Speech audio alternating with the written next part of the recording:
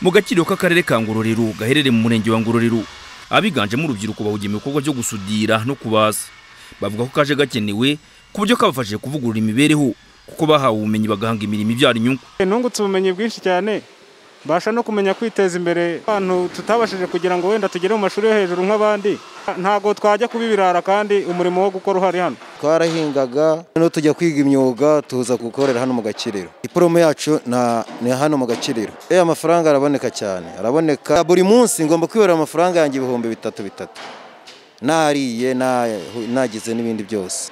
Naguze inzu yanjye nyikuye hano mu Gakiriro. Ubu ndimo no gutangira indi mishinga yo gushaka ukuntu nagura imirima hirya no hino. Ku rundi ruhande ariko harabo kafashije kubona akazi bari mu cunga imari ya koperative Kupromesango. Nyirantezimana Clarisse nayo yamfashije Pasikazi yawigisha kudoda no kuboha abagera kuri 78 muri iki gihe biganje mu rubyiruko. Bavuga ko Agakiriro katarafungura imiryango bari abashomeri. Katari kaza twari abashomeri, ariko aho nyakubahwa Perezida wa Repubulika atwibukiye mu rwego rwo kubaka udukiriro. Mfite inka, mfite ingurube mu rugo, nta kibazo mfite, ubuzima buragenda neza, ubu nkirigiti faranga nta kibazo. Twabashije kuzana mu Gakiriro n'akarere kakamenya aho dukorera. Ubwo rero tutarabona Agakiriro twakoreraga munsi y'ibiti. Dufite abanyeshuri 78 turi kwigisha ubudozi n'ububoshyi bw'imipira. Tumaze kwigisha abana bagera muri 416 babyaye batujuje imyaka. Umusaza Rusabana Jean Baptiste umaze imyaka 40 akora umwuga wo kubaza, wakoreraga mu rugo Agakiriro kataraza, ndetse na Girumwete François ushinzwe ibijyanye n'amasoko muri koperative Kupromesango ikorera mu Gakiriro ka Ngororero. Bavuga ko kaje ari igisubizo kuko karwanyije ubushomeri mu rubyiruko ndetse kakazamura agaciro k'ibiti byaburaga isoko hirya no hino mu mirenge y'akarere ka Ngororero.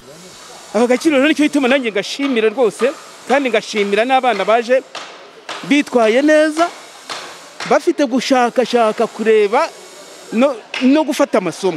Yemeye gukora rwose, ubu asigaye arusha n'umwarimu umwigisha, ukabona arakora utuntu adushyira hariya, ukabona arashishikaye. Ibyo nibyo nashimira Perezida wa Repubulika iyi neza yatugiriye, agira ati nimwegerane mukorere hamwe murebe iki mwarakora n'undi agikore.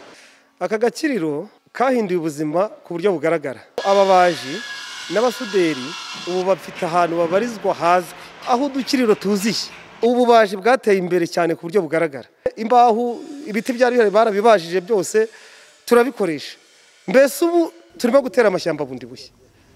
Ibiti abantu kuba ko umuntu wari ufite igiti yabonye isoko ryacyo, ubu rubaho inaha ni imari. Guverineri w'intara y'Iburengerazuba Habitegeko François ahamya ko udukiriro twagize akamaro ku buryo bwagutse hirya no hino mu turere, kandi tukaba dukomeje guhamya gahunda za leta y'u Rwanda zo gukomeza guhanga imirimo mishya mu baturage. Udukiriro ni imwe mu ngamba navuga zadufashije gufasha abaturage benshi kubona icyo bakora, ariko byuzuzanya n'izindi ngamba zagiye zishyirwa. Kugeza ubu mu Gakiriro ka Ngororero honyine habarurwa bagera kuri 500 bahahuguriwe gusudira, gukora ibishamikiye ku bubaji no kuboha imyenda n'ibindi bikoresho gakondo. Tuyishime Jado Fils mu karere ka Ngororero.